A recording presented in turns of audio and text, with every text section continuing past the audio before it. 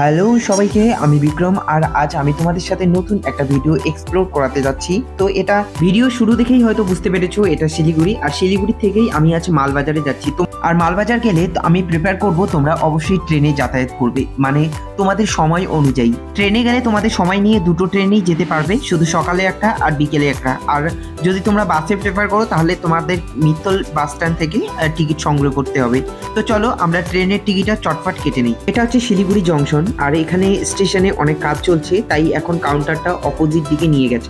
শিলিগুড়ি থেকে মালবাজার যাতায়াতে এই রুটে ট্রেনের জার্নিটা আমার পার্সোনালি খুব ভালো লাগে, কারণ হচ্ছে আমি অনেক যাতায়াত করেছি মালবাজারে। তো যখন আমি বাসে যাই তখন অনেক ট্রাফিক জ্যাম লাগে, তো সব থেকে বড় কথা হচ্ছে একটু রিস্কি হয়ে যায়, কারণ সেবক হয়ে যায় পাহাড়ের উপর দিয়ে। ট্রেনে স্মুথলি হলেও এই লোকাল ট্রেনে কিন্তু একটা সমস্যা, যেটা হচ্ছে সিগন্যালের সমস্যা।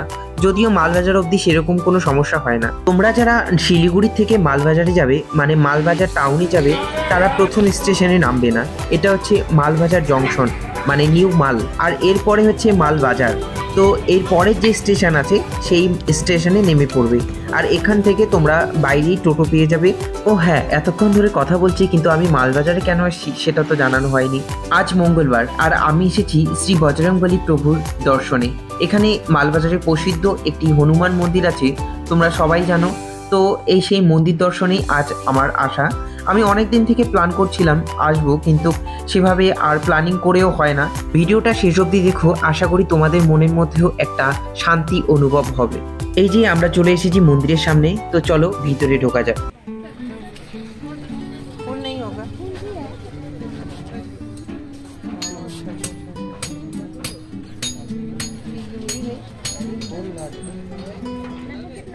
ऑनलाइन पेमेंट हो जाएगा ना, আসার সময় তুলবো। আমার ভাই যেখানেই নতুন একটা জায়গা যাবে, তো সেখানে প্রথম আগে ওর ছবি তোলা। কিন্তু এরকমটা হয়তো আমিও একদিন একটা সময় ছিলাম। বর্তমানে তো আমি ভিডিও চক্করে বা ফুটেজ কভার করার জন্য আমাকে সেটা তুলতে হয়। হয়তো একটা সময় পরে আমরা সবাই এরকমটাই হয়ে যাই। মন্দিরের সামনে চলে এসেছি, আর এখানে কিন্তু এর আগেও আমি এসেছিলাম। তো এখানে আসলে কিন্তু আলাদাই একটা শান্তি অনুভব হয়। আর এখানকার যে স্ট্রিক্ট নিয়ম, সেটা অবশ্যই মানতেই হবে সবাইকে। ঘড়ি, ওয়ালেট, পার্স, মানে যদি কোনো চামড়ার জিনিস থেকে থাকে তাহলে সেটা তোমাকে বাইরে রাখতে হবে। বাইরে বলতে সেখানে গার্ড থাকবে, তো সেখানে জমা দিয়ে তোমাকে যেতে হবে। তারপরেই তুমি উপরে যেতে পারবে, তার আগে নয়। তো এটা হচ্ছে মেন গেট, মানে মেন প্রভুর দরজা।